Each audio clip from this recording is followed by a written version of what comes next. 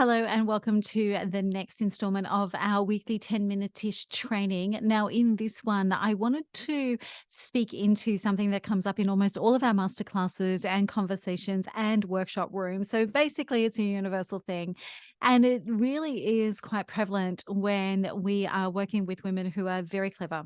So the clever, the creative, the experience, the big stories, and the women who literally feel like they can speak on anything or speak into anything. And the question is always like, how do I speak on just one thing?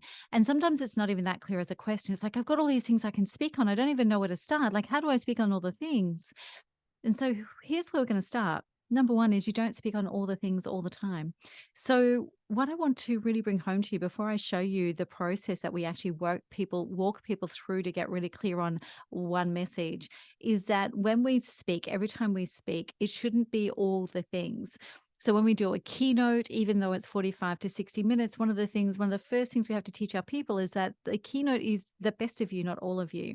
And yet we think that we have to be able to speak on everything all the time. And all we do is that we overwhelm our audiences. Now, I think a lot of us know that cognitively. We know that from a logical perspective, but actually understanding that from the point of view of wanting to add value, wanting to make sure that we cover all the bases, wanting to make sure that people walk away with whatever they need. I think we get lost in that. It makes it really difficult for us to land on something specific to speak into. It's kind of like we've really internalized FOMO, fear of missing out, and put it on steroids. And what I mean by that is not the FOMO of seeing other people's experiences, but the FOMO of what if I don't get everything out? What if I don't get them the right bit? What if I don't get the right message? What if I don't land this? What if I give them 10 things and I miss the two that they wanted? And there's this whole sense of almost overwhelm and anxiety that I notice bubbles up in so many people when they're trying to work out what to speak about. And here's a couple of things. So the first big idea is this is you don't have to marry one thing. So what I mean by that is you can choose one thing in the process that I'm about to show you. And then if it doesn't really land for you, or if it doesn't land for the audiences, guess what? You can choose another one because that's the big secret. I'm about to give you a process that you can use every single day to find another single zone of genius. The second big idea is that whenever you speak, it should only ever be one message and one idea. TED Talks, which we've spoken about in a previous session, TED Talks is the most viral speaking format on the planet in our generation. And TED Talks are one idea, right? So the most viral message on the speaking format on the planet is one idea. And yet we still think that we need to give lots of different ideas and lots of different topics. So it's actually one message, one topic every time we speak. And the third big idea is that I don't care if you're speaking to one person or to 1,000 people. The way that we build our messages and land our topics is by understanding, sorry about that, totally professional, aren't we? Is by making sure that what we're able to do is to have one conversation to one person. Okay. So it's one conversation to one person, whether you're speaking to one or from a stage in front of 10,000 people. So I want you to get rid of the feeling that you have to please all the people and get all the things out and get all the things you know to be true out in one go. We don't. So then how do we actually identify the single topic that we should work with, that we should land with, maybe to build our muscle with? And it's the thing that we call the focus map. And I'm just going to walk you through this now because this is one of the things that really creates a difference for everyone that we work with. So the focus map has 4 quadrants. Okay. Now, those of you who've been in my world for a while know that I can't draw straight lines. And so this is my version of a straight line. Do with it what you will. So the quadrants are things that we're going to look at and what we're going to actually identify to get really clear on one thing. Okay. So when we're actually wanting to land our main message to market, land on one topic, we've got so many different things we can speak about. In these quadrants, the first quadrant is all of our experience, right? So list down all of the experience. So these are the things that you do, right? These are the things that you've done. These are the things that you can put your hand on your heart and say, I have experience and runs on the board in this space. So the first quadrant is experience, all the things that you've been able to do regarding what it is that you want to be famous for. Then the second quadrant is knowledge. Now, knowledge is all the things that you know how to do. So this is like the tasks, the processes, the scenarios. It is also your qualifications. I was really surprised recently. Somebody walked themselves through this process, and I was really surprised when they sent it to me to have a look at just what certifications and study and the depth of that which they'd gone to in their career, and they actually weren't talking about it anywhere. So, what is the knowledge that you hold? And it's not about that nobody else holds, but what is the knowledge that you hold? What are the certifications, the affiliations, the accreditations, the designations, all those sorts of things? What's the knowledge that you hold, right? So, experience is the things that you've done, and knowledge is the qualifications and the things and the processes that you hold and that you can do and that you have verified. Okay, so that's experience and knowledge is the first two. The next one is when people start to really pay attention. And this is the coffee questions. So, what is it when somebody actually grabs you for a moment on a phone call, on a Zoom call, has a coffee with you? What are the questions that they're asking you? What are the questions that constantly come up? Now, pay particular attention to the questions that you get asked that you think, surely they know this. Surely everybody knows this, because that might actually hide the secret of exactly where you're supposed to be speaking. Now, we've got experience, the things that we've done. We've got knowledge, the things that we know.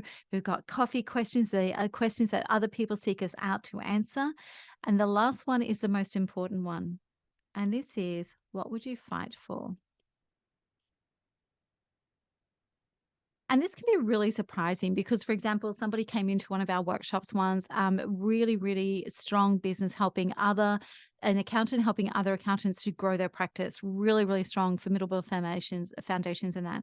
Had been through a very big personal transformation journey. So let go of living with alcoholism, had completely reformed and restructured her life as a result of that.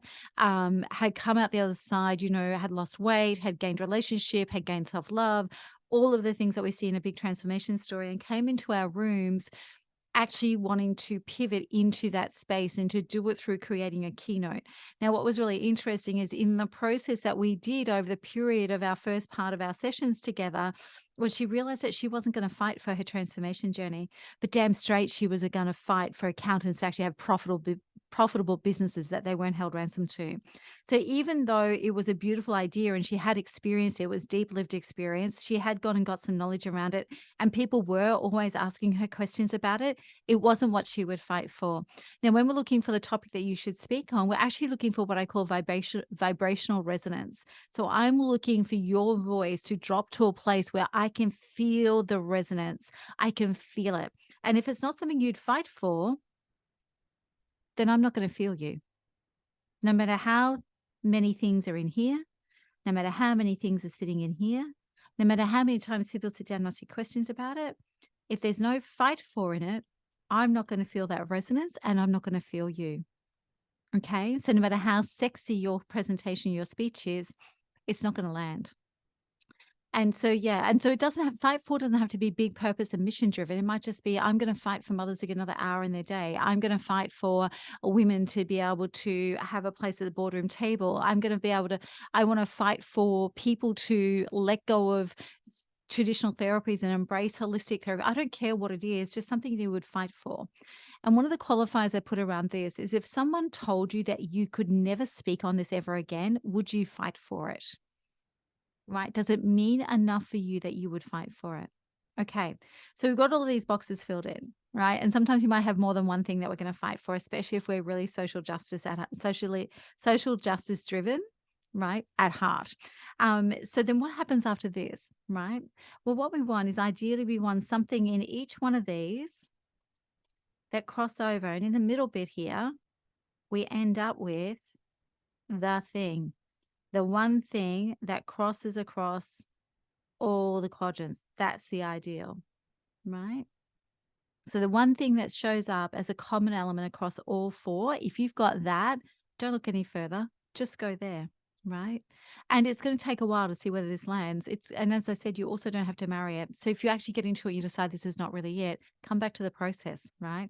Or sometimes we have to get the first thing out of the way and do it for the true thing to reveal ourselves. But until we find one thing to land on, that can never happen.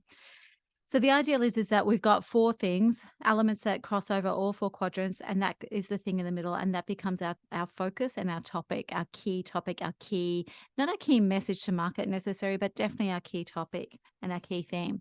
Some of us don't have 4. You could have just experience plus knowledge. You could have coffee questions and experience. You could have coffee questions and knowledge. You could have experience and knowledge, right? But whatever it is, if you've only got 2, make sure one of them's in the fight for, right? Would you fight for this? If I told you you could never speak about this in your lifetime, would you fight for the right to do it? If someone told you that you were never going to be able to speak on that topic again, would you fight for your right to do it? Right? Fight for is where the emotional connection comes in. Fight for is where the vibrational resonance comes in that we're looking for in every speaker unconsciously. So that's our focus map, right? When you do this, people are really surprised by how quickly it becomes clear what sits in the middle. Okay. Now, if you do run through this process and you can't find something that sits in the middle that you're prepared to stick with and prepared to commit to, that doesn't mean that you've got too many things to speak to. It means that you're actually still unsure of your ability to commit to something and see it through. You're still got a sense of, but if I go here, will I miss that? Okay. And that's a completely different conversation. I'm really happy to have that with you. But in the meantime, give this a whirl, build the muscle, use this every time you're looking at changing lanes or changing gears to make sure that what you're doing is not just a thought bubble, not just a sound bite, but it's got some real depth to it that you're actually going to be able to bring to an audience and they're going to fall in love with the vibrational resonance that you bring to it because they can hear that this is you speaking your truth.